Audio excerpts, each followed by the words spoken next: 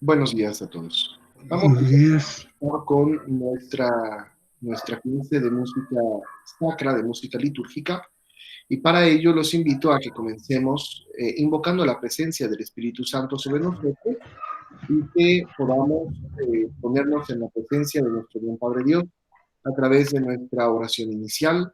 Esta oración que, como ustedes saben, es una oración que nos ha puesto Santo Tomás de Aquino y que les voy a compartir en estos momentos en la pantalla para que la podamos realizar.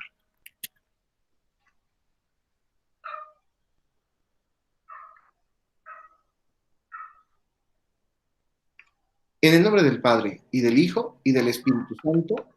Amén. Amén. Oh inefable Oh Creador, inefable Creador nuestro, altísimo principio y fuente altísimo verdadera de luz, principio y fuente verdadero de luz, dígnate infundir el rayo de claridad dignate sobre las infundir tinieblas de el mi rayo de tu existencia, claridad sobre nuestra removiendo la doble oscuridad con la que nací, la del pecado y la ignorancia. ¿Y ignorancia. qué haces elocuentes las lenguas de los pequeños? Instruye la mía, Y de mía, en mis labios la gracia de tu bendición. la Dame gracia, agudeza para entender, me entender, capacidad para retener, capacidad para método y retener, facilidad para atender, sutileza para interpretar y gracia abundante gracias para hablar. abundantes para Dame hablar. acierto al empezar Por cierto, para empezar, dirección al y progresar, perfección al acabar. perdón al acabar. Dios y hombre verdadero, que vives y reinas por los siglos de los siglos. Amén. Trono de la eterna sabiduría, ruega por nosotros. En el nombre del Padre, y del Hijo, y del Espíritu Santo. Amén. Queridos hermanos, les doy la más cordial bienvenida y los saludo con afecto a todos, esperando que se encuentren bien física y espiritualmente. Como podremos observar en nuestro programa operativo, el día de hoy vamos a realizar juntos un análisis de un motu proprio escrito en 1903 por el Santo Padre, el Papa Pío X, que lleva por título Trale Sollicitudini, un documento en el que hablaremos sobre la música sagrada.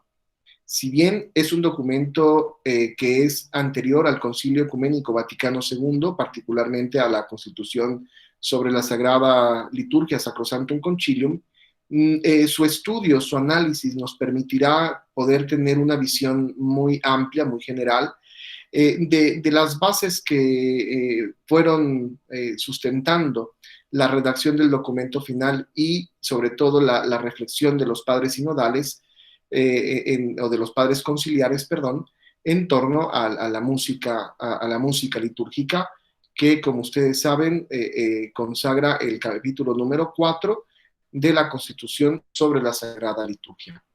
Este material es el material que les había yo enviado desde hace 8 días, justamente para que cada uno de ustedes pudiera realizar una lectura previa a este documento y nosotros aquí en esta reunión, en esta sesión que con mucha alegría compartimos, podamos compartir los puntos de vista y el análisis de este documento y algún otro comentario.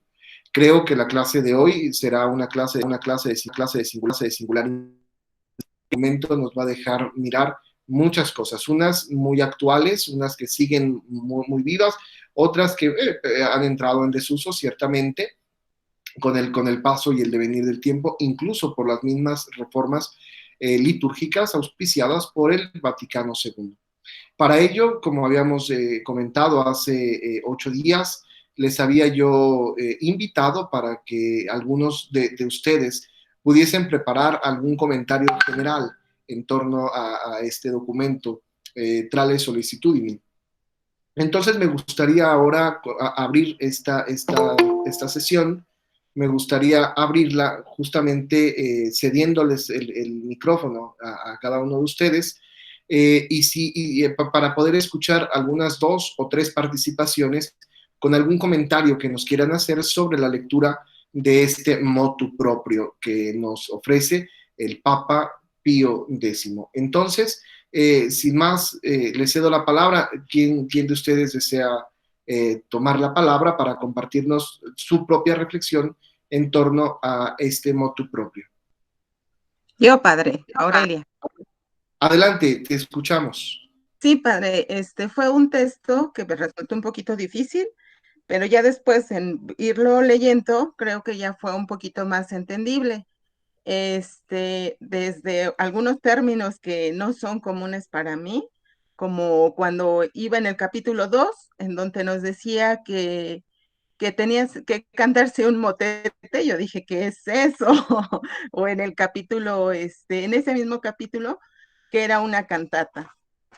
Entonces considero que sí es un tema muy completo, creo que muy actual, que los tenemos que seguir llevando, porque a final de cuentas, así como nos habla en los documentos que vimos la semana pasada, pues también en lo que principalmente pues es dar gloria a Dios y la santificación y edificación de los fieles.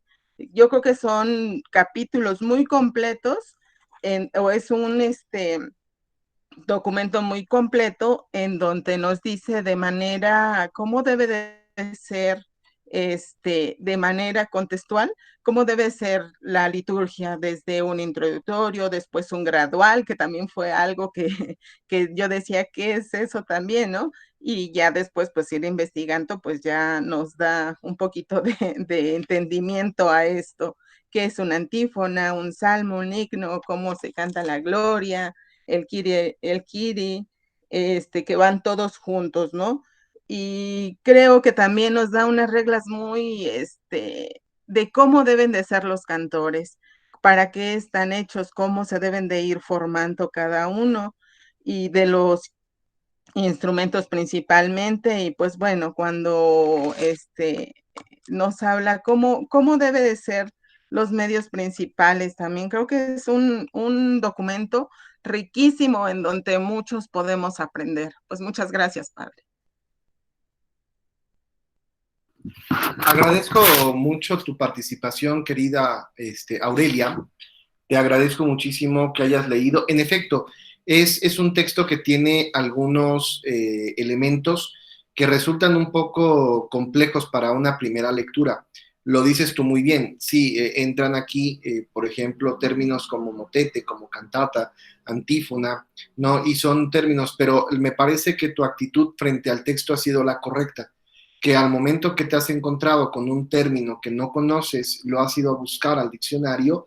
Hoy en día las herramientas que tenemos con Internet son maravillosas para poder tener mucha más información respecto a lo que vamos poquito a poco estudiando.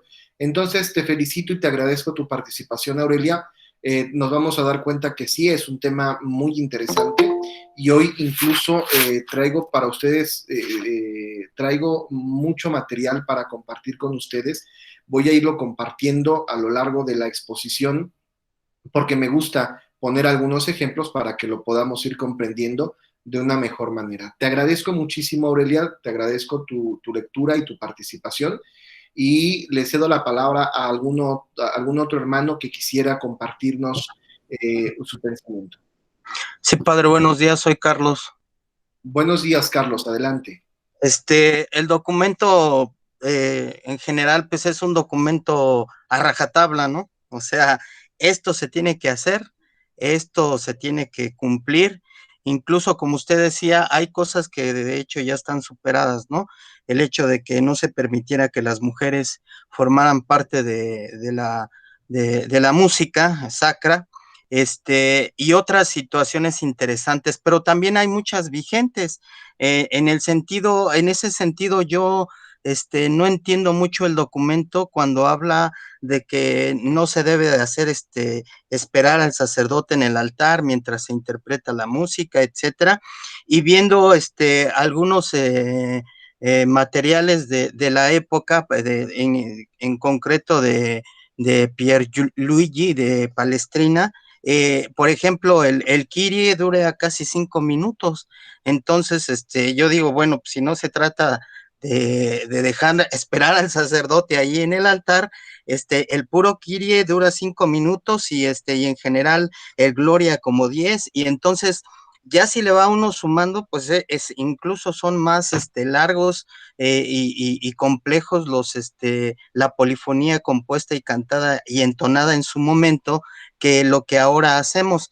Pero sí, verdaderamente habría que analizarlo con ojos del 2020 para que podamos entender exactamente lo que la iglesia quiere, ¿no? El fondo más que las normas a rajatabla, sino digamos que son propuestas de la iglesia para que verdaderamente la música, como decía Aurelia, alcance su finalidad y que los elementos que da como reglas, como normas, no buscan otra cosa más que eso, buscan que la música sacra sea verdaderamente y cumpla la función para la cual está permitida dentro de la iglesia.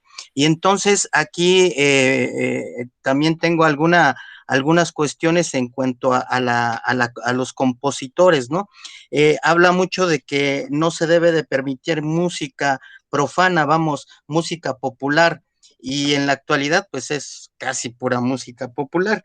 Claro que ese aspecto ya fue de alguna manera superada, pero sí de repente tenemos problemas en cuanto a la autoría, en cuanto a los compositores, porque la mayoría los desconocemos, no sabemos ni siquiera a veces quiénes son. Por ejemplo, recuerdo ahorita un canto que se canta inclusive con el señor obispo presente, que me ha tocado asistir a misas con él, que lo compone un productor colombiano, que justamente se dedica a lo más popular y que este canto, vamos, lo hizo, sí, como una propuesta a la iglesia, pero que su trabajo principal es hacer artistas populares.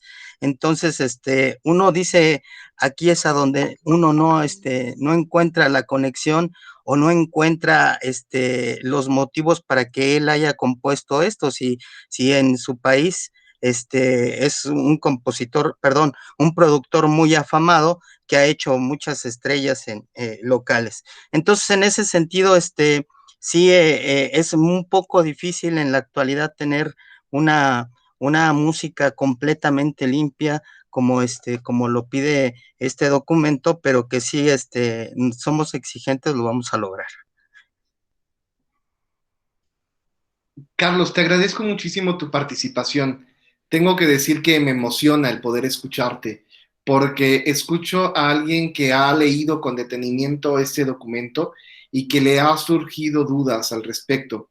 Y esto me parece que es una riqueza que es invaluable, lo podría yo decir.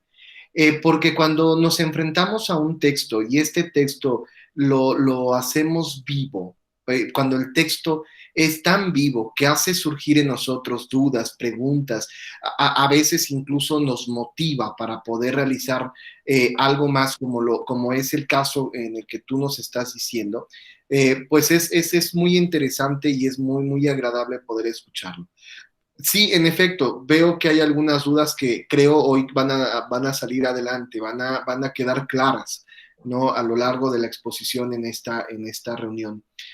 Una de ellas te la voy adelantando, ¿no? Dice el documento, no le está permitido, en efecto, hacer esperar al sacerdote. Te voy a contar mi propia experiencia y a qué se refiere esto. Cuando tuvimos la oportunidad de recibir en nuestra amada diócesis de Catepec al Santo Padre, el Papa Francisco, tu servidor estuvo al frente de la comisión de la pastoral litúrgica, que estuvimos mirando todos los detalles de la celebración litúrgica.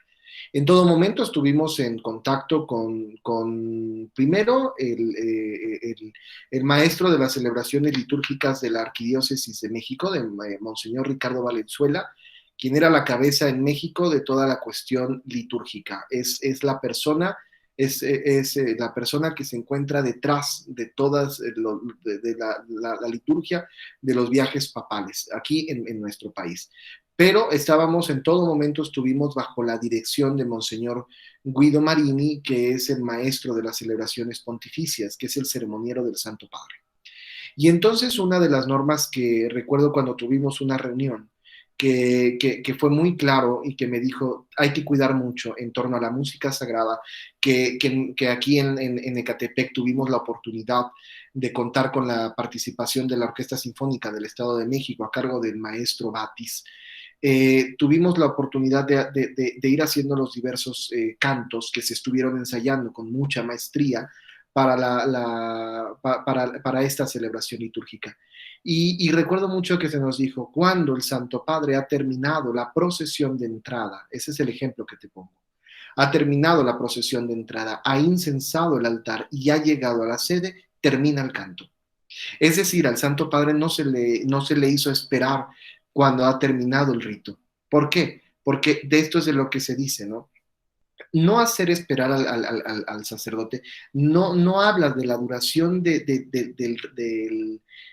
no habla de la duración del canto como tal, si el canto dura 5 o 10 minutos. En efecto, yo estuve justamente en la Catedral Metropolitana de México un 15 de agosto, esta es una catedral que está bajo el patrocinio de la Asunción de María Santísima, y entonces fui a la concelebración con el señor cardenal, y en efecto, el Gloria fue un Gloria de, me parece, cerca de 12 minutos, pero a eso no refiere a que cuando el canto acompaña un rito, que no sea el canto más largo que el rito, ni el canto más corto que el rito.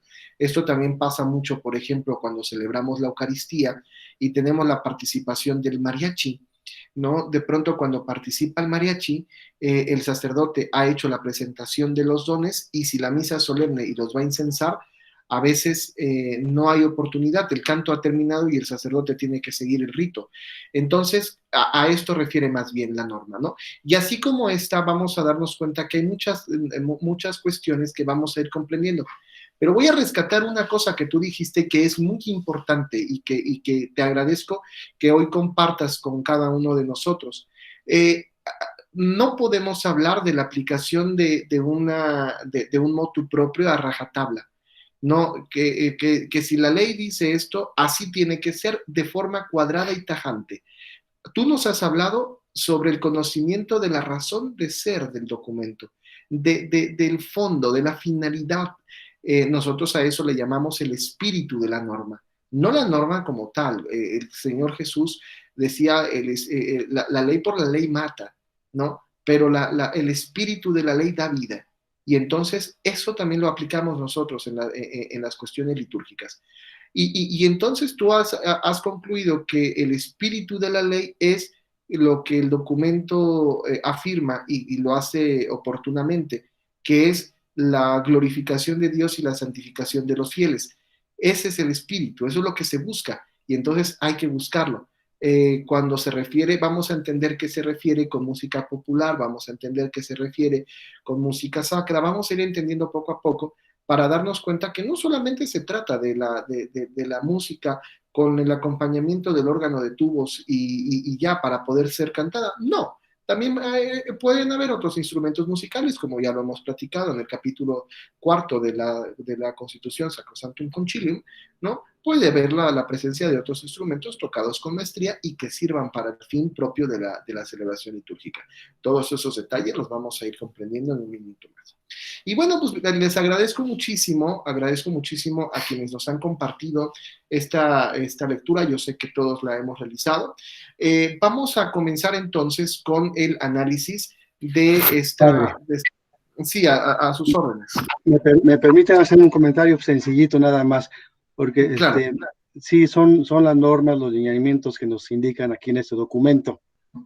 Ahora la pregunta nada más es, bueno, o el comentario es que pocos lo conocemos. Hay algunos, como mi hermano, que sí ha estudiado bastante más que nosotros y sabe muchos detalles, pero nosotros que ahora estamos estudiándolo, podemos ya empezar a hacer el cambio, pero toda la demás gente que está en las parroquias dando el servicio, sin estos conocimientos, ¿qué podemos hacer, padre?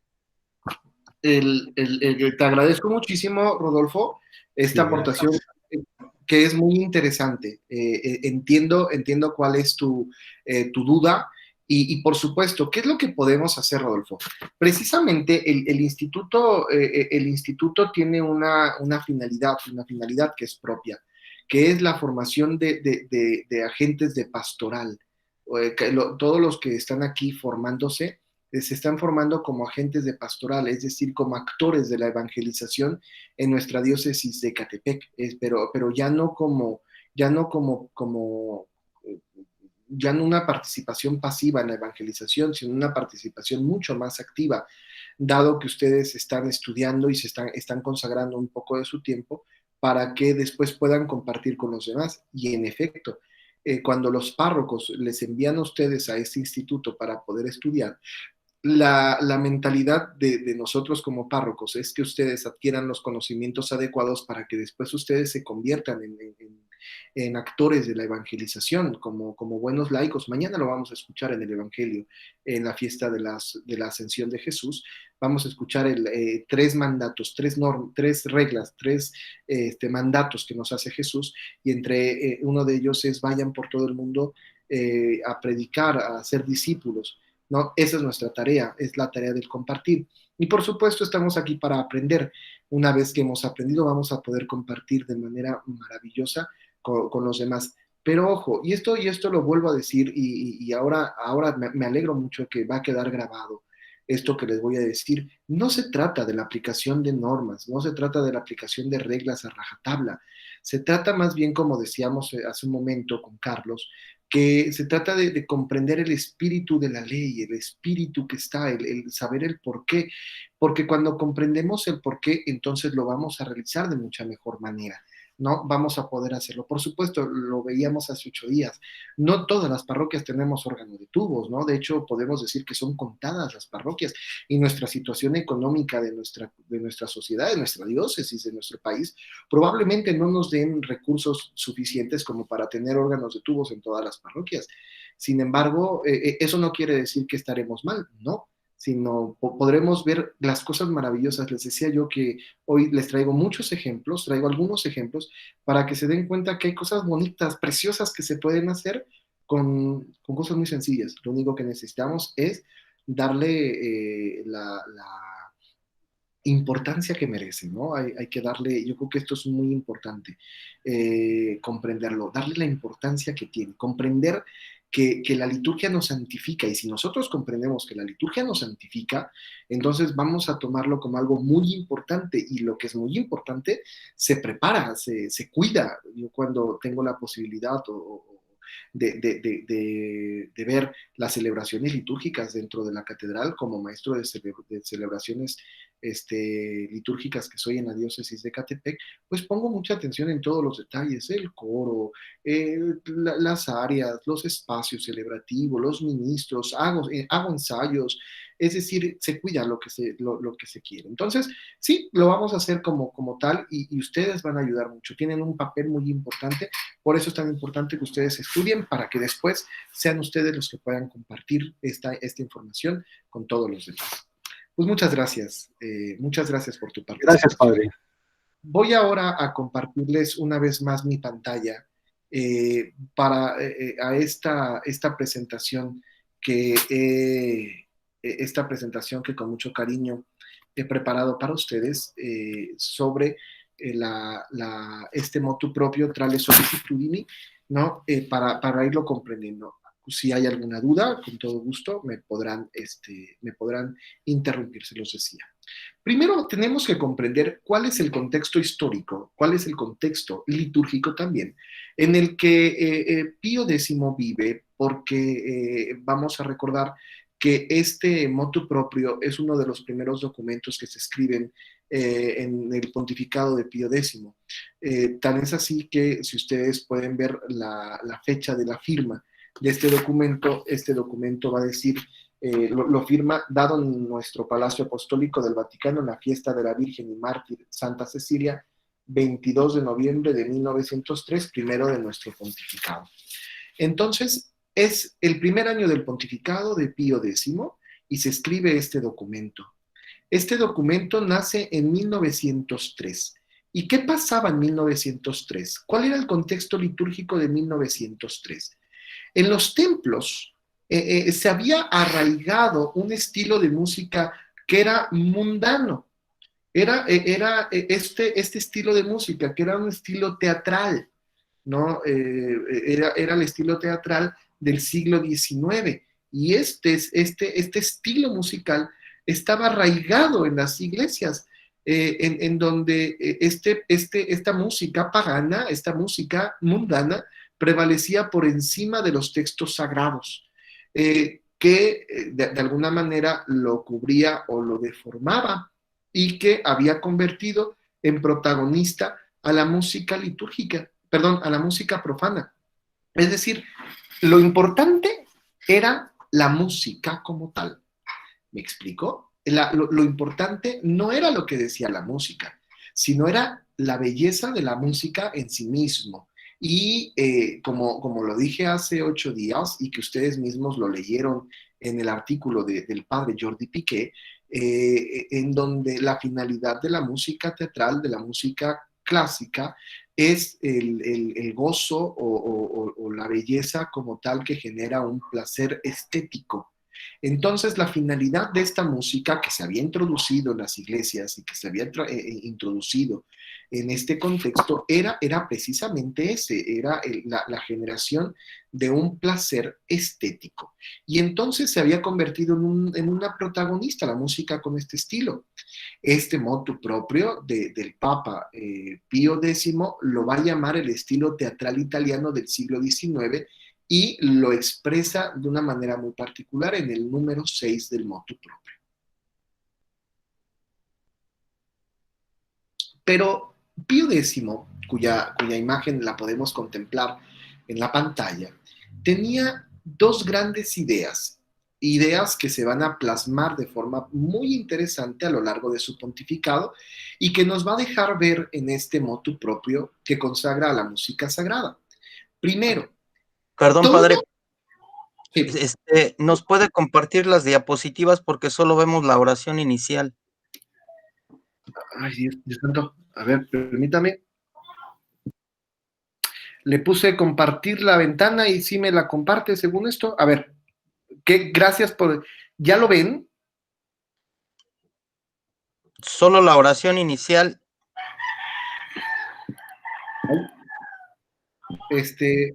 Yasmín, ¿sabrás a qué se deba? Porque yo en mi computadora sí veo la... A ver. Ahí. No, padre. Permítanme un segundito, ahorita les arreglo este asunto. Ya sé qué voy a hacer. Vamos.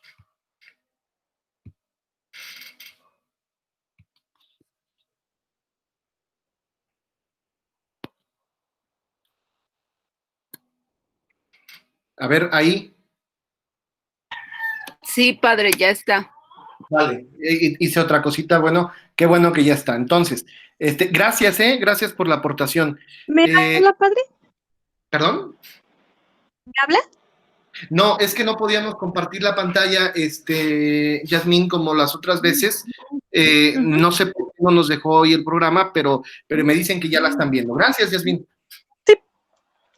Bien, entonces les decía yo que como lo vamos a poder ver, Pío X tenía 2 grandes ideas. Y a mí me parecen, además además es como muy nuevo. Estas ideas de Pío X son como muy actuales. Es algo que hemos perdido, pero que son muy actuales. La primera de ellas era, fíjate bien, todo lo que acontece en el templo tiene una repercusión decisiva para la vida cristiana.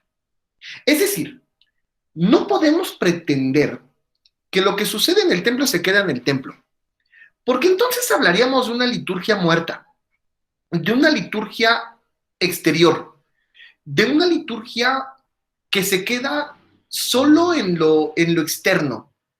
Y me parece que nosotros, que hemos tenido ya el primer acercamiento a la liturgia, el curso anterior con su servidor, y que ustedes han tenido también, llevan esta materia con el padre Alejandro Torres, de la espiritualidad litúrgica, nos daremos cuenta que la liturgia tiene que repercutir en la vida de la persona, tiene que repercutir en la existencia propia, Yo recuerdo mucho cuando tuve la oportunidad de entrevistar al cardenal Antonio Cañizares, que en aquel entonces era el prefecto de la Congregación para la Doctrina, para el Culto Divino y la Disciplina de los Sacramentos.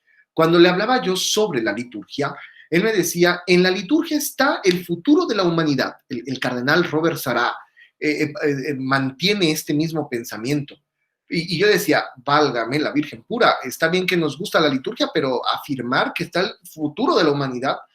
Pero cuando empezamos a indagar, cuando empezamos a profundizar en este pensamiento, nos damos cuenta que es cierto, ¿no? Y lo que sucede en la iglesia tiene que repercutir en la vida de los cristianos.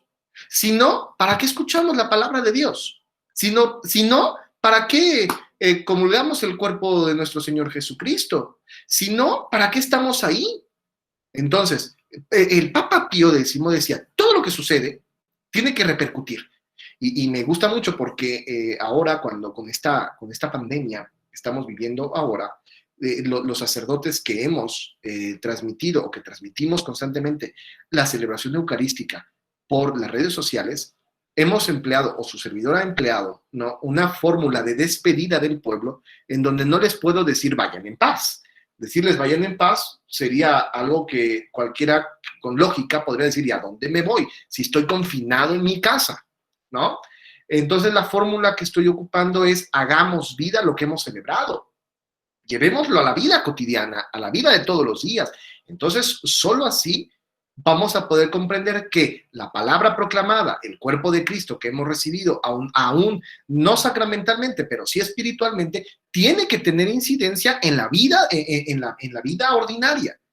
Porque si no es así, hablaríamos de una liturgia que no es auténtica, que no es una liturgia en espíritu y en verdad, que no es un culto en espíritu y en verdad, ¿no? Que solamente es algo externo.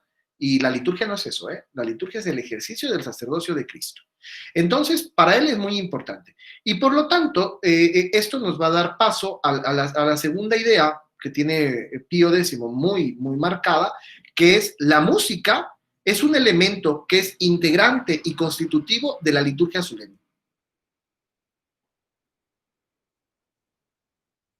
Como sabemos, este motu proprio, trale sollecitudini, fue promulgado por San Pío X el 22 de noviembre de 1903 en el contexto de la fiesta litúrgica de la Virgen y Mártir Santa Cecilia. Santa Cecilia fue una mujer, y es una mujer muy querida en el pueblo romano, entre los romanos. Es una mujer cuyo cuerpo fue descubierto en las catacumbas de San Calixto, en la Vía Apia, en Roma, en la Vía Apia, en Roma, a las afueras de la ciudad de Roma, donde están estas catacumbas, y después, cuando hubo presencia de hostil, sobre todo de saqueadores en Roma, todos los cuerpos de los mártires fueron introducidos a la ciudad amurallada, es decir, dentro de las murallas de Roma, y el cuerpo de Santa Cecilia fue llevado a la Basílica del Trastevere, que lleva su nombre, que lleva el nombre de Basílica de Santa Cecilia, en donde está ella. Y Santa Cecilia es es por excelencia la patrona de los músicos. Todos los músicos están bajo su patrocinio. Y es muy interesante, además, tener el conocimiento de que en la Basílica de Santa Cecilia, en Roma, el que está encargado de la basílica es Monseñor Marco Frisina, que además Marco Frisina, es el director de del coro de la diócesis de Roma. Es un gesto muy importante, muy interesante, que tenemos que tener muy en consideración. Entonces, solamente me gustaría que viéramos que se trata de un documento de 1903. Estamos hablando los inicios del siglo XX en este pequeño contexto histórico que hemos nosotros de alguna manera expuesto. ¿Cuál es el contenido de este motu proprio que seguramente hoy tendremos que revisar? Son 9 apartados. 1, los principios generales con los numerales 1 y 2. 2, los géneros de música litúrgica con los numerales que van del 3 al 6. El texto litúrgico con los numerales del 7 al 9. la forma externa de las composiciones sacras con los numerales 10 y 11, el tema de los cantores con los numerales 12 y 14, un tema que a mi parecer es un tema muy interesante. Después, los órganos y los instrumentos, con los numerales 15 al 21, que es un apartado un poquito largo. Séptimo, la duración de las obras de música litúrgica, con los numerales 22 y 23. Las disposiciones que se deben de observar, con 5 numerales que van del 24 al 28, y la conclusión con el numeral 29. Se trata de un motu proprio breve, es un motu proprio corto, pero muy bello y muy novedoso, y sobre todo, mis queridos hermanos, que muchas de esas cosas tendrán que ser actual y que las hemos perdido. Yo siempre he pensado que, y de hecho es algo que yo podría tener como una crítica del Concilio Vaticano II, si bien se buscó la participación activa de los fieles, y eso es un tesoro de valor inestimable, ¿no? Que el Concilio Vaticano II haya realizado ello, pero lo que también es cierto es que lamentablemente nos fuimos al otro extremo. Veníamos de un extremo, del extremo tridentino, y nos fuimos hasta el otro extremo y nos hicimos de la observancia completa de las normas a la inobservancia de ellas, ¿no? Me parece que ustedes que están llevando también este tema de virtudes, lo sé con el padre Pedro, sabrán que una de las definiciones de virtud es el justo medio. La virtud se forja en el justo medio y dice el dicho popular, pues ni tanto que queme al santo, ni tanto que no lo alumbre. Y nosotros nos hemos ido hasta el otro lado, ¿no? O sea, hemos olvidado todas estas normas, hemos olvidado todos estos documentos y nos hemos ido hasta el otro lado. Entonces, me parece que el estudio de este documento nos va a ayudar para tener un sano criterio y un sano juicio en torno a la música litúrgica. Ese es el objetivo. Como introducción, podría yo decir que, pues siendo en verdad nuestro vivísimo deseo, dice el documento, que el verdadero espíritu cristiano vuelva a florecer en todo y que en todos los fieles se mantenga. Lo primero es proveer a la santidad y dignidad del templo. Esto es muy importante. El Papa habla de una dignidad del espacio celebrativo, una dignidad que no puede ser rota. Es que miren, de pronto se nos ha olvidado la dignidad del templo y dentro del templo se nos ocurre que podemos hacer todo. Bueno, yo tengo noticia de un templo que se convirtió en un ruedo bueno, no sé cómo se llama, un lugar de pelea de gallos. En el mismo lugar en el que se celebraba la Eucaristía, se celebraba la pelea de los gallos. Por eso es tan importante recordar siempre la sacralidad del templo. Y el templo, además, queridos hermanos, en torno a la música litúrgica, no es un lugar para ensayar. Para eso están los salones parroquiales, para eso están el atrio, para eso están otros lados. No el templo. El templo es un lugar sacratísimo. ¿Por qué? Porque está inundado por la presencia de Dios y la presencia de los cristianos. Nosotros, como cristianos, santificamos la iglesia. Entonces, lo importante es que esa dignidad, esa santidad del templo se vea embellecida con la música litúrgica, en donde los fieles se juntan para adquirir ese espíritu en primer e insustituible manantial, que es la participación activa. Aquí ya podemos ver que se habla ya de participación activa en los sacrosantos misterios y en la pública y solemne oración de la Iglesia, que de forma muy particular nos vamos a referir a la celebración eucarística. El objetivo que también nos marca, sin lugar a dudas, aquí este documento que nos marca el objetivo del motu proprio, es lo que se expresa en estos primeros numerales: señalar con brevedad los principios que regulan la música sagrada en las solemnidades del culto. Esto es lo primero, señalar los principios que regulan. Al señalar los principios es como enseñarnos, mis queridos hermanos, darnos los materiales. A mí me gusta mucho un ejemplo que pone nuestro obispo, Monseñor Roberto, cuando elaboramos juntos como diócesis el proyecto diocesano de pastoral. porque cuando lo elaboramos decía el señor obispo que ese proyecto era como la tela de la cual todo mundo teníamos que tomarla, cortarla y hacernos el traje a la medida.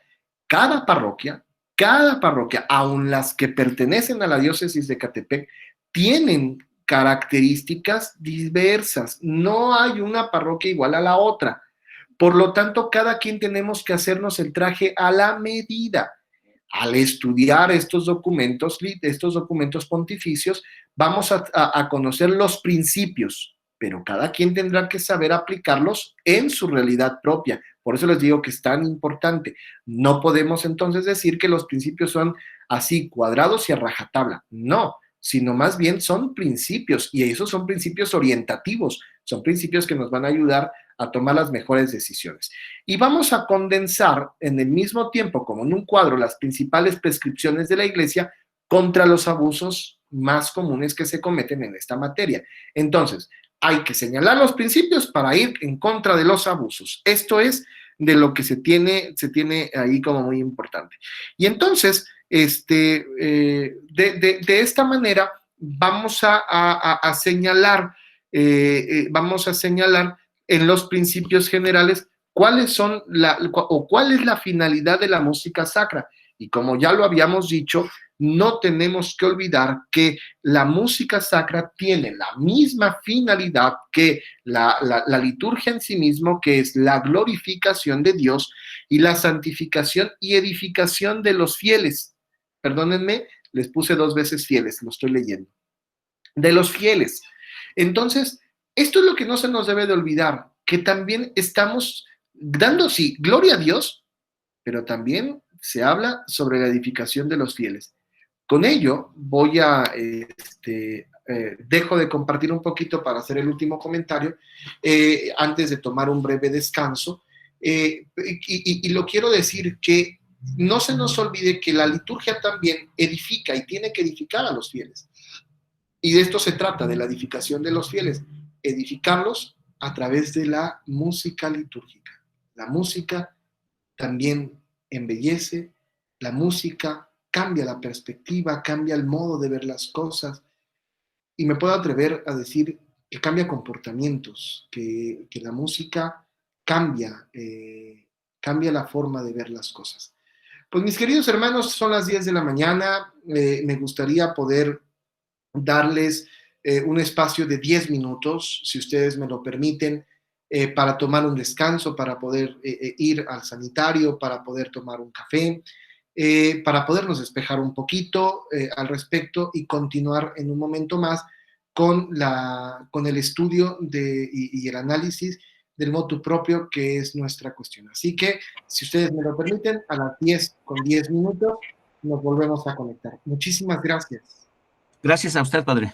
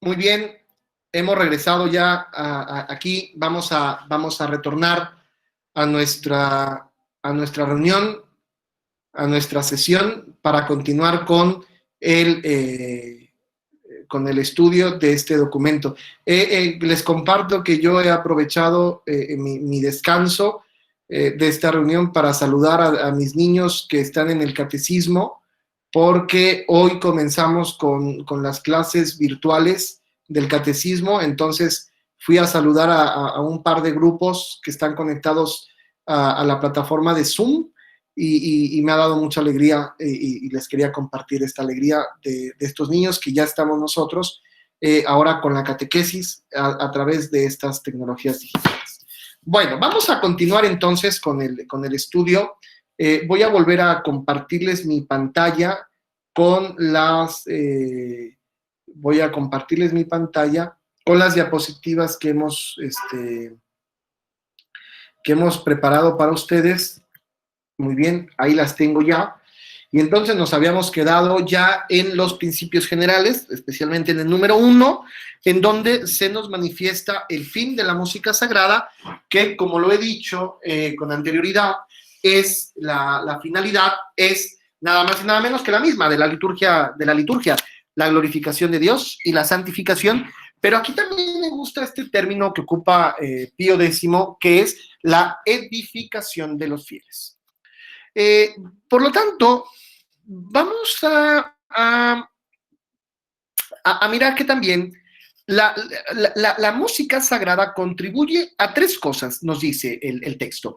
1, aumentar el decoro y el esplendor de las solemnidades religiosas. Esto es algo en lo que la música sagrada contribuye, aumentar el decoro y el esplendor de las celebraciones litúrgicas, ¿no? 2, el oficio propio de la música sacra es revestir de adecuadas melodías el texto litúrgico. Entonces, si el Papa Pío X en 1903 estaba hablando que en muchas iglesias se había justamente arraigado este estilo de música teatral italiana, ¿no? En donde los textos eran paganos. Hoy el Papa recuerda que la música sacra tiene por objetivo, por finalidad, el revestir de adecuadas melodías el texto litúrgico. Por lo tanto, como nosotros mismos podemos darnos cuenta, el objetivo o el fin es que la música es una servidora de la liturgia, no al contrario. No se trata de que la música vaya caminando en un camino paralelo a la liturgia o a la celebración misma, no, sino que la música sagrada reviste al texto litúrgico de adecuadas melodías, le concede adecuadas melodías. Y en un tercer momento, la música sagrada contribuye a añadir más eficacia al texto mismo, a fin de excitar más la devoción y la preparación de los fieles a la recepción de la gracia. Esto es importante. ¿Qué tiene que lograr un canto litúrgico? Un canto litúrgico debe de lograr justamente esto, añadir eficacia al fin de que haya mucha más devoción y preparación de los fieles para la recepción de la gracia. Miren, queridos hermanos, al respecto, yo quisiera compartir con ustedes ahora un video. Este video es un video en donde es un video de música actual, de música, vamos a llamarle moderna, pero quiero que vean la belleza de la interpretación y cómo les decía yo que puede haber esta belleza aún ahora sin la necesidad del uso del órgano de tubos, del que voy a hablar un poquito más adelante. Entonces, sin más, tengo yo aquí abierta una carpeta en donde preparo un video para ustedes. Aquí está el video y ya se está abriendo y vamos a verlo, ¿sale? Si no lo pueden visualizar, me dicen, pero lo vamos a ver. Quiero que escuchen el video, dura 3 minutitos, 3 minutos y medio. Ya no eres pan y vino, ahora que eres cuerpo y sangre, vives en mí. De rodillas yo caigo al intentar tu mano, ¿cómo no te voy a adorar? Desde que besé mis labios, gracia va inundando todo mi corazón. Por esa paz que me llena mi ser, ¿cómo no te voy a adorar? Señor Jesús, mi Salvador, amor eterno, amor divino. Ya no falta nada, lo tengo todo, te tengo a ti. Ya no falta nada, lo tengo todo, te tengo a ti.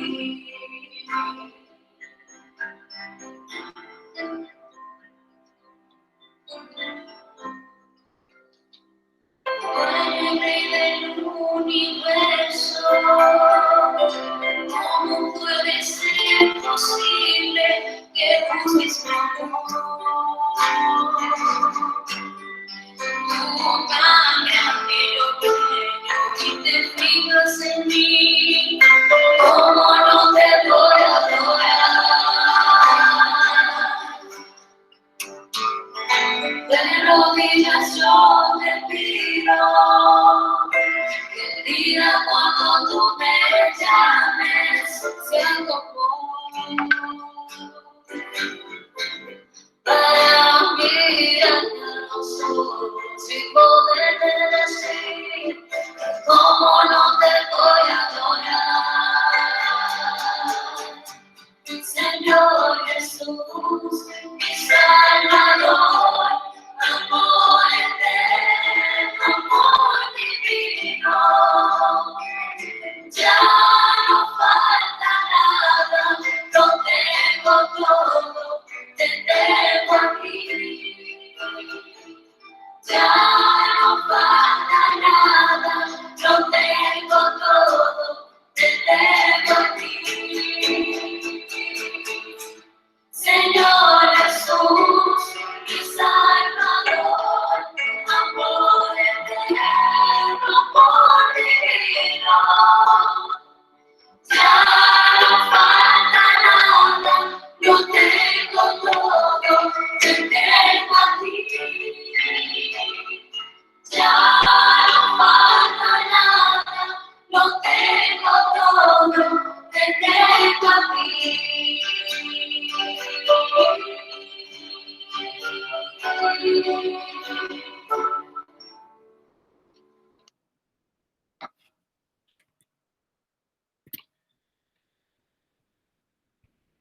Como lo hemos podido observar, hay una bella interpretación, ¿no? En donde hay instrumentos que están siendo tocados con maestría, ¿no? Y me refiero de manera muy particular a la guitarra, me refiero muy particular al piano, pero sobre todo las voces que nos permiten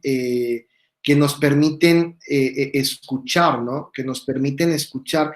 Y entonces, un canto con estas características ayudan a la persona. Recuerdan ustedes que la experiencia de la música, ¿no? Para seguir poniendo un ejemplo, es que tiene finalidades la música. No ponemos cualquier música para cualquier cosa. Cuando preparaba yo esta participación con ustedes, pensaba yo en las fiestas, en una fiesta, y podríamos decir que así como la música litúrgica sirve para estas tres características que hemos visto con anterioridad, ¿no? En una fiesta la música también va acompañando momentos celebrativos. Por ejemplo, ¿no?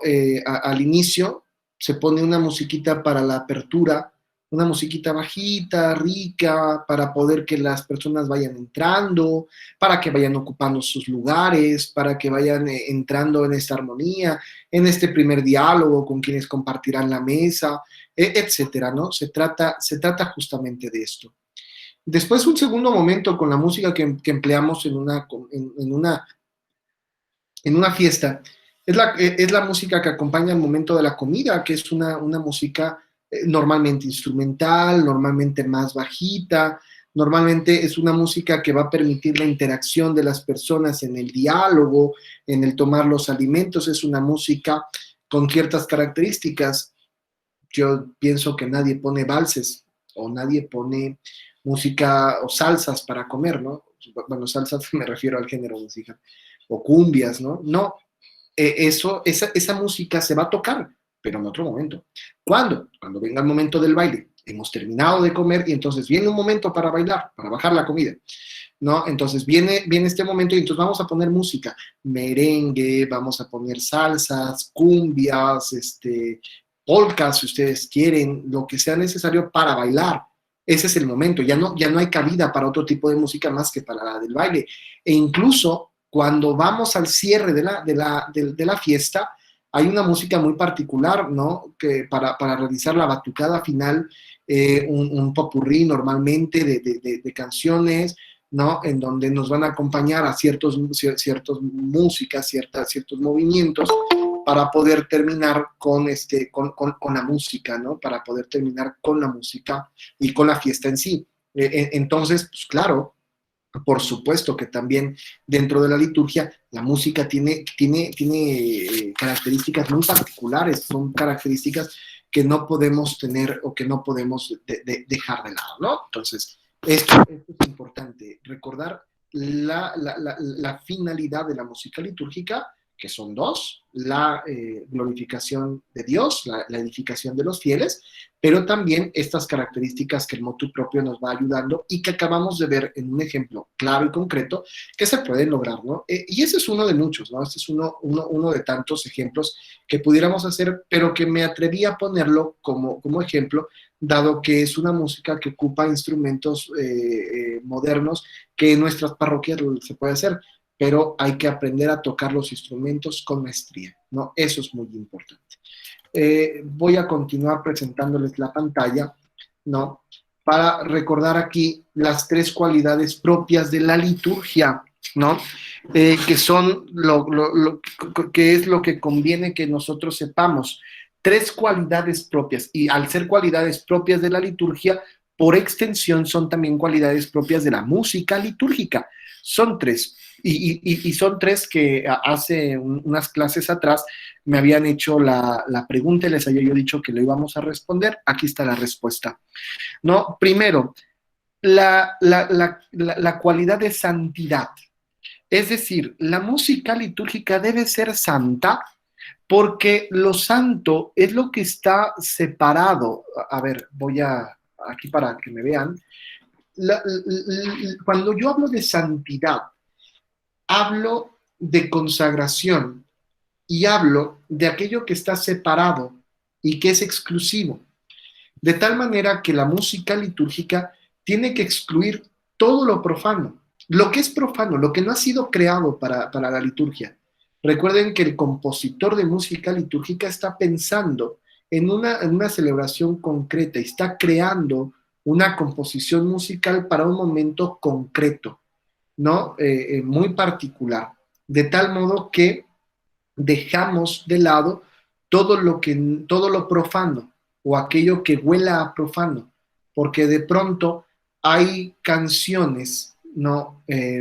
Paganas, que tienen su música pagana y que de pronto le queremos cambiar, ¿no? El texto de un texto pagano a un texto litúrgico y pensamos que con eso ya se convierte en una música santa. No, porque tiene otra melodía.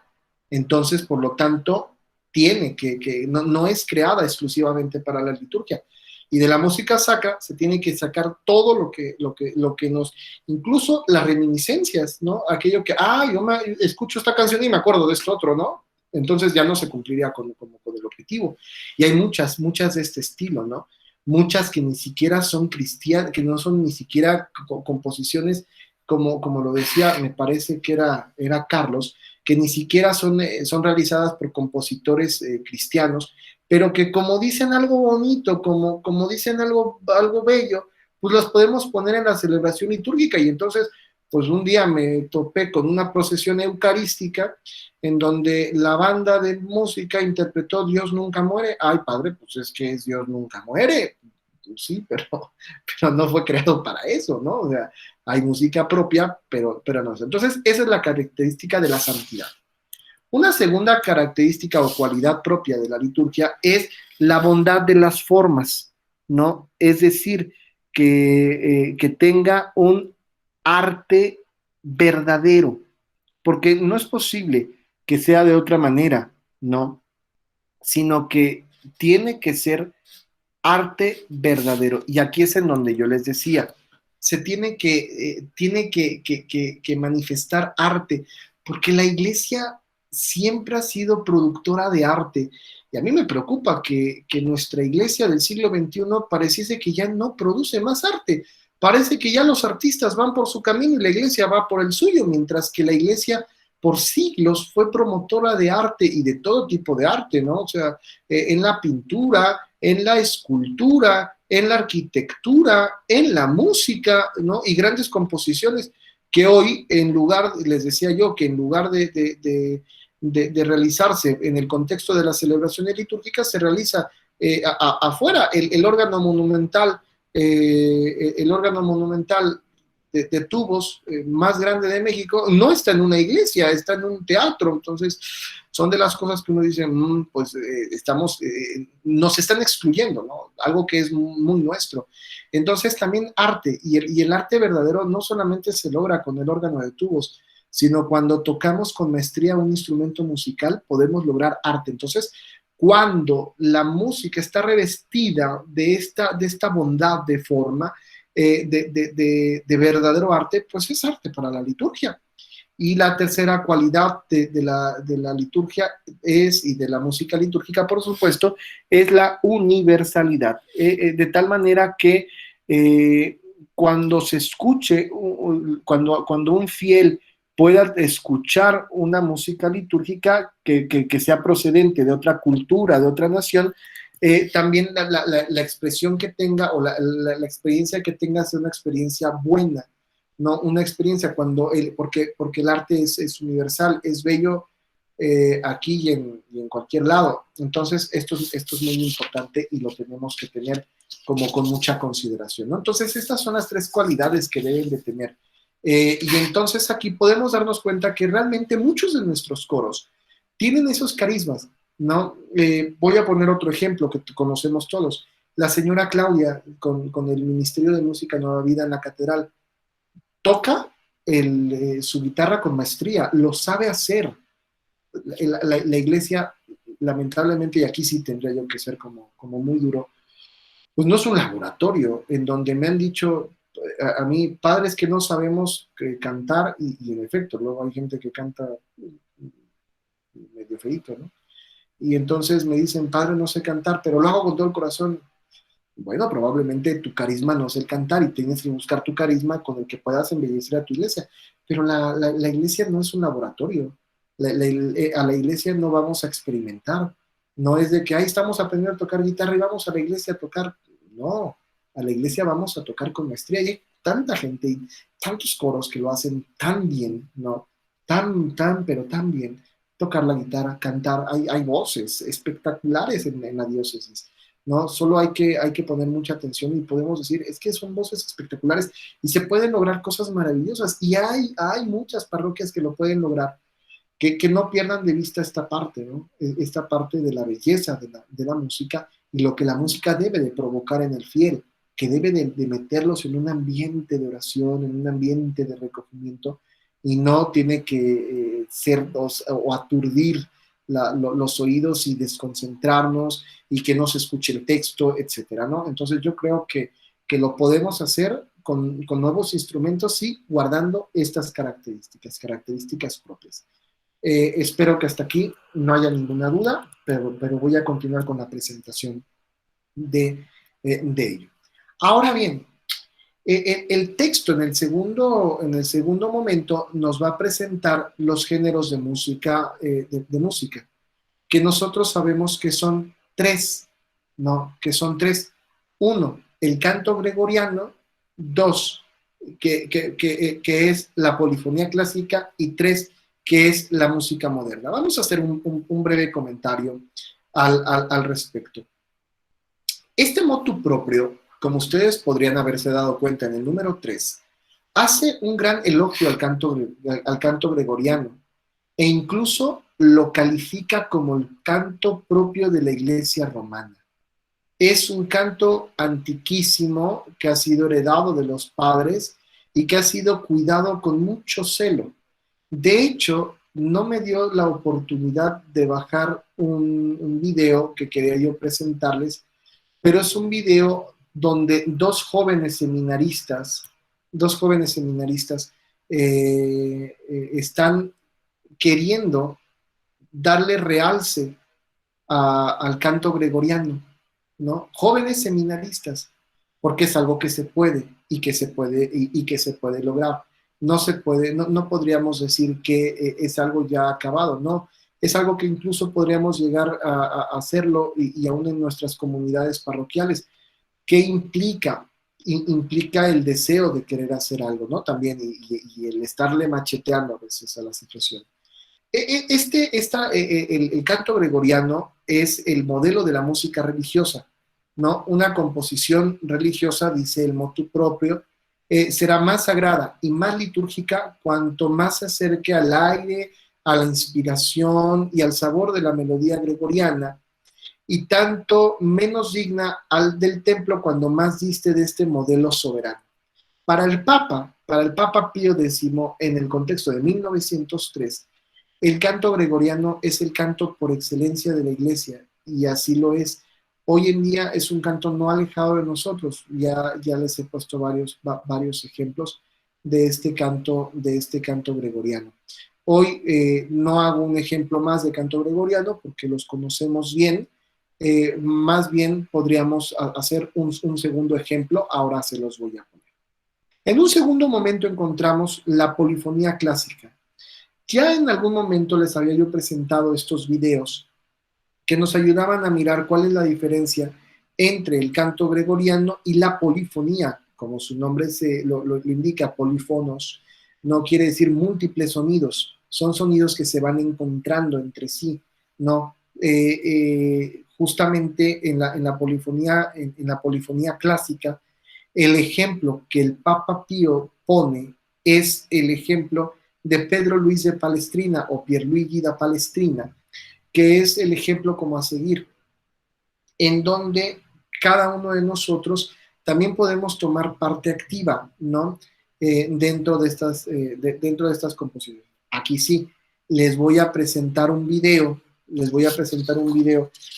con un ejemplo de Giovanni Pierluigi da Palestrina para que podamos comprenderlo, ¿no? Y podamos comprender a lo que se refiere. Lo voy a buscar, aquí lo tengo en mi carpeta, permítanme un segundito.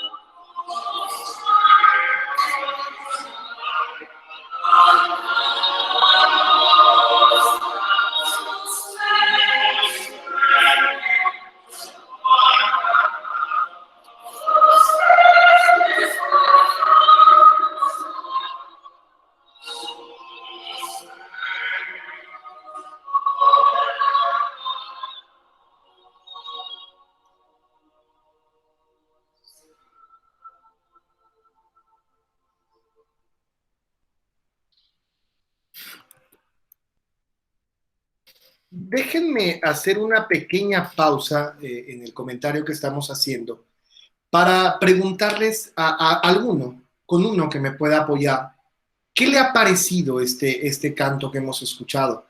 Porque como se podrán dar cuenta, es un canto con intérpretes actuales, ¿no? Es un canto.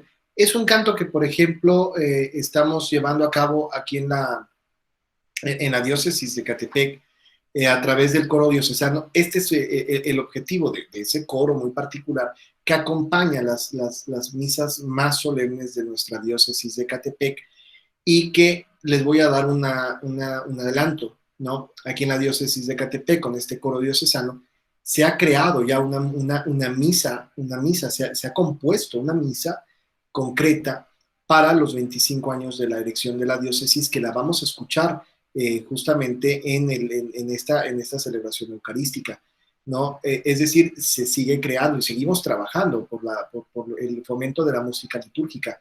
Pero la pregunta concreta que yo les haría a ustedes, alguien que me quiera contestar, es ¿qué sentimientos evocó? ¿Qué sentiste? ¿Cómo la escuchaste? ¿Qué pensaste en ese momento en el que la estabas escuchando? ¿Quién quiere tomar la palabra?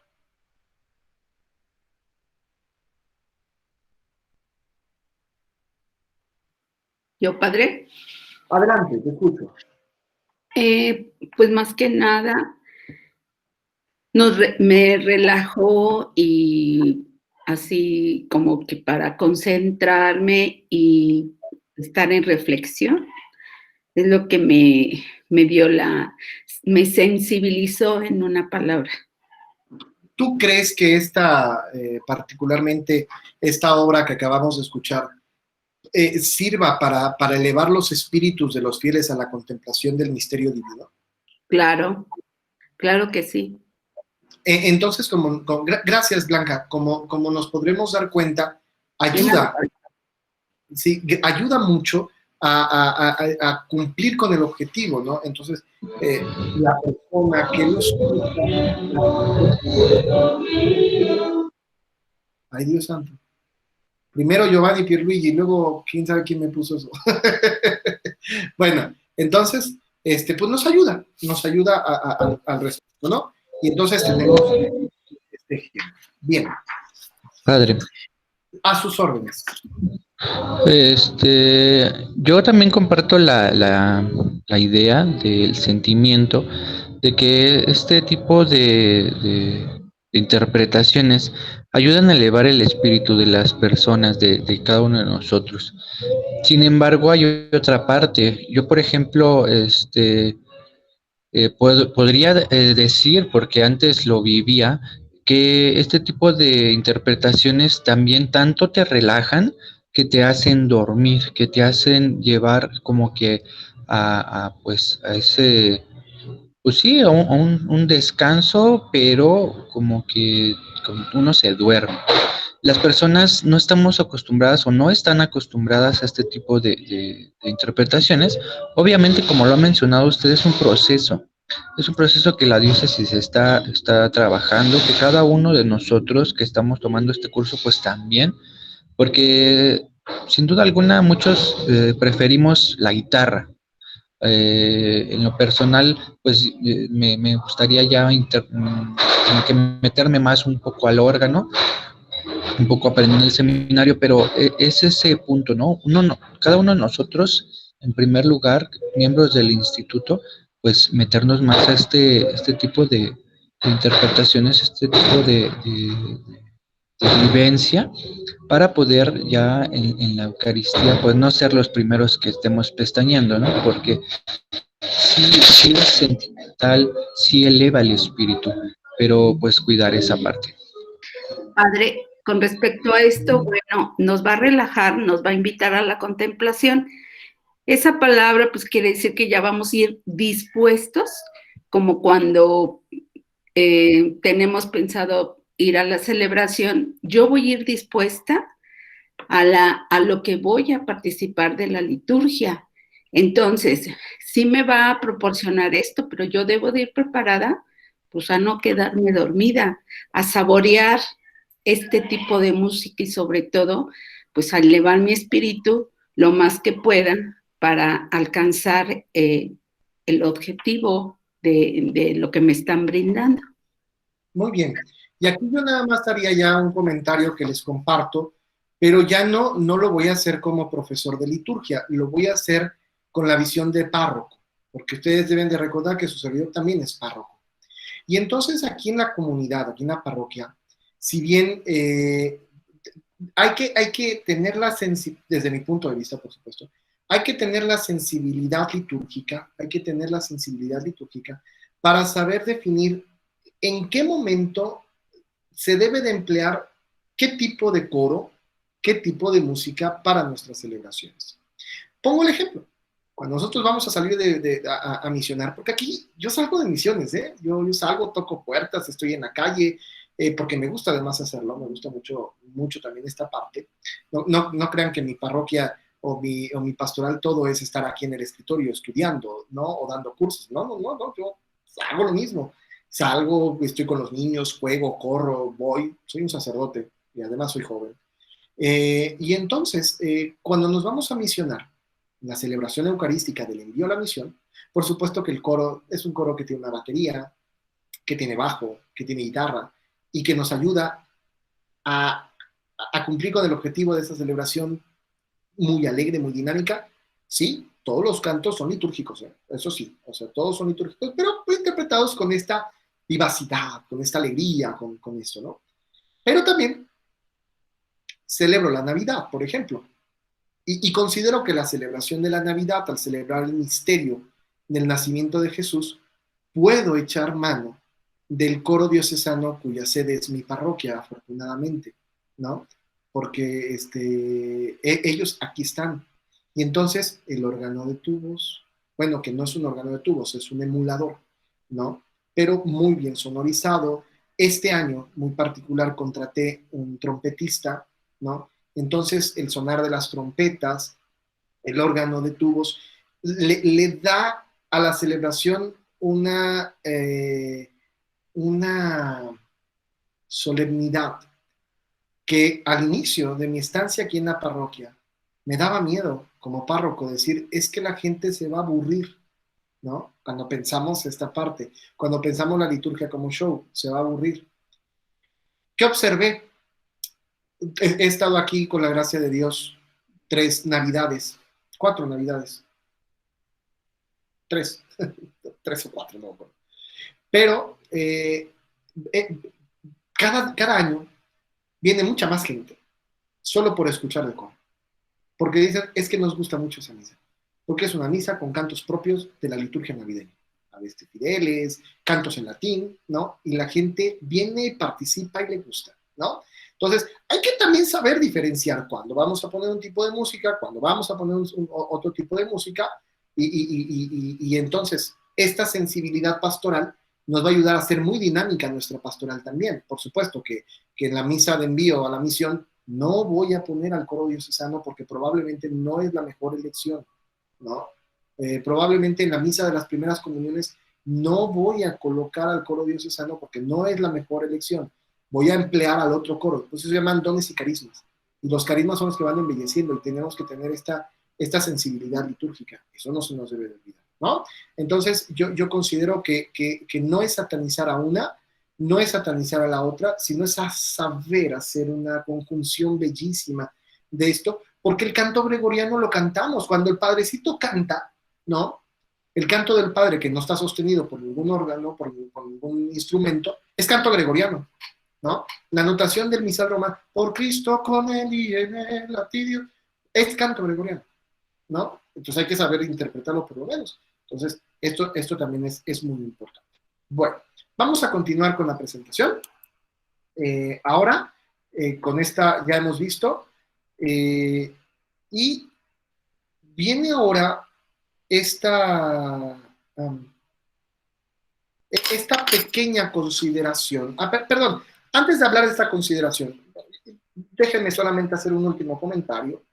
Es que la Iglesia ha reconocido y ha fomentado en todo tiempo los progresos de las artes y admite al servicio del culto cuanto en el curso de los siglos el genio o la genialidad el genio humano ha sabido realizar, ¿no? Y entonces siempre ha puesto. Pero hay una ley litúrgica, una ley que no debemos de perder de vista. Debemos de quitar o de pensar que en el arte sacro, en la música sacra en este caso, no se tenga ninguna cosa profana, ¿no? Es decir, que no empleemos, dice el numeral número 5, ustedes lo recordarán, que no ofrezcan reminiscencias de motivos teatrales, que no estén compuestas tampoco en su forma externa, imitando la factura de las composiciones profanas.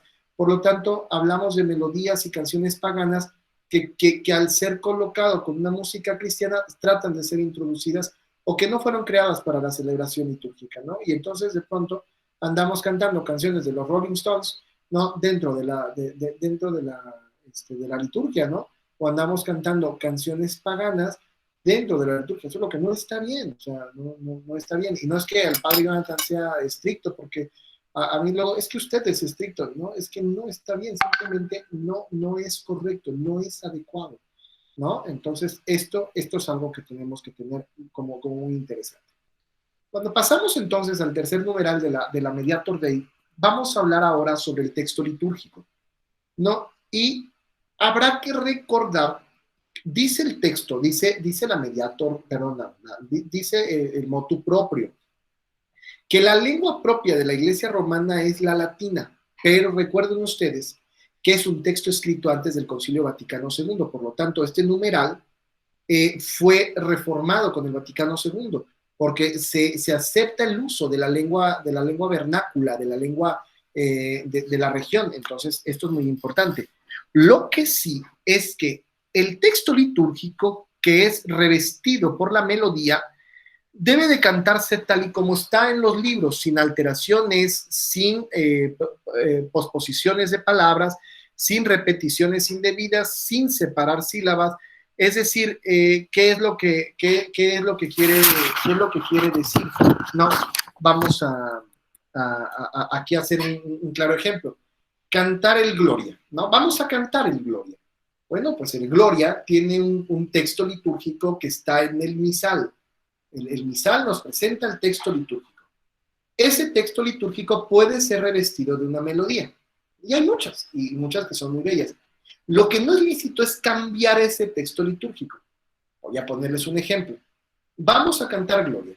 Gloria, gloria, aleluya. Gloria, gloria, aleluya, aleluya. Gloria. Este es un gloria. Bueno, sí, el texto dice gloria, pero no es el himno Gloria in excelsis Deo. No lo es. Por lo tanto, los textos o el ordo son textos invariables, no se pueden cambiar, ¿no? Por ejemplo, hay un Padre Nuestro que puede ser interpretado, ¿no? Padre nuestro que estás en el cielo, santificado sea tu nombre, venga a nosotros tu reino. Hay un Padre Nuestro que no puede ser cantado en la misa. Padre nuestro, tú que estás en los que aman la verdad, la. No, ¿por qué? ¿Por qué no? Porque no es el texto litúrgico. Me explico, es una cosa muy sencilla, es una norma muy sencilla, ¿no? ¿Qué se canta en el Señor ten piedad? Señor ten piedad, tal y como está. A veces le agregamos el de nosotros. Bueno, ya le estamos diciendo que tenga piedad de nosotros, pero bueno, entonces, cuidado. El texto litúrgico es un texto invariable y para revestir ese texto litúrgico tenemos que buscar el texto litúrgico de ello, ¿no? Hay, por ejemplo, también un credo, ¿no? Hay un credo que de pronto se quiere cantar en la celebración litúrgica. Creo en Dios, arquitecto, ingeniero, mecánico y constructor. Y bueno, está súper bien, pero ese canto no puede ser empleado dentro de la celebración litúrgica. No es un texto aprobado, no es el texto que se ha creado para ello. Entonces, esto es lo que se nos tiene que tener de acuerdo, ¿no? Entonces, por eso, déjenme ver si lo puse aquí, el texto litúrgico se debe de cantar, como están los libros, sin alteraciones, sin proposiciones de palabras. Nótese, por lo tanto, les pongo aquí una notita pequeñita. Nótese el respeto debido al texto litúrgico, ¿no? Y nuestra fidelidad a él, porque además, esto no es cuestión, ojo, esto no es cuestión de que lo vamos a hacer para que el Padre no se enoje, ¿no? Porque la música litúrgica es para la gloria de Dios y la santificación y edificación de los hombres, no para el gusto personal del cura ni del pueblo, ¿no? O sea, no, tenemos que estar y cumplir con estas normas litúrgicas, tenemos que cumplir con las normas litúrgicas. Y justamente por eso tenemos que tener esta fidelidad. La infidelidad es aquello que se realiza en el secreto, en lo oculto. Un esposo le es infiel a la esposa, pero no delante de ella, en lo oculto, porque es infidelidad. Y los cristianos tenemos que tener fidelidad a los textos litúrgicos, ¿no? Por ser fieles, aunque a veces no me guste, ¿no? Aunque a veces no lo disfruto, pero tengo que ser fiel a ello. Y bueno, hay todavía un par de detallitos, pero veo que ya estamos llegando al final de la clase. Quiero compartir un último video, si ustedes me lo permiten. Voy a compartir un último video, porque esto ya solo es muy, muy aparte de la clase. Son los niños de Cambridge, bueno, ya ahora no tan niños estos intérpretes, pero Cambridge es una, brilla por su música sacra y por esta música tan buena que ellos producen, con una producción pagana, pero me encanta porque es polifonía, pero es pagana, ¿no? No puede ser cantada dentro de la iglesia, pero quiero que escuchen la belleza de la interpretación, ese es el objetivo, la belleza de la interpretación de esta melodía. Se las dejo en la pantalla. Round, round, get around, I get around, get around, round, round, get around, from down is all, I'm around the world,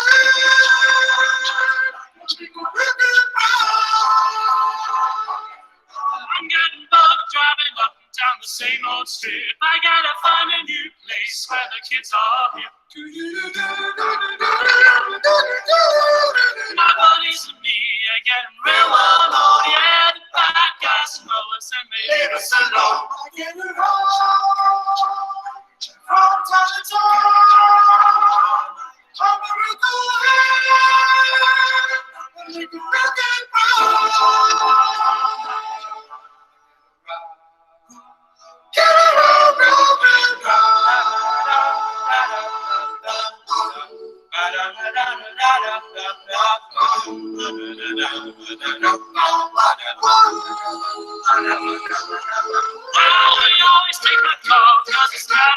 We've never missed yet with the girls we meet. The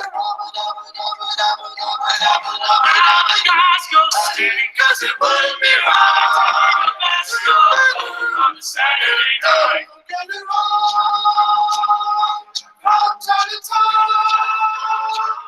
I'm a recording, we can look at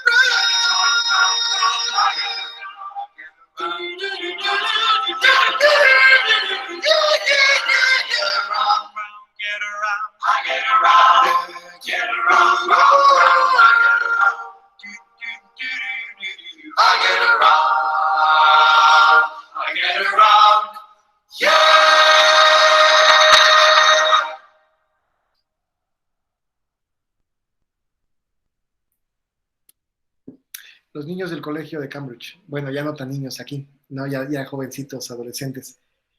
Pero, ¿por qué se los puse? Porque desde mi punto de vista, no existe, para mí, no existe mejor instrumento musical que la voz humana.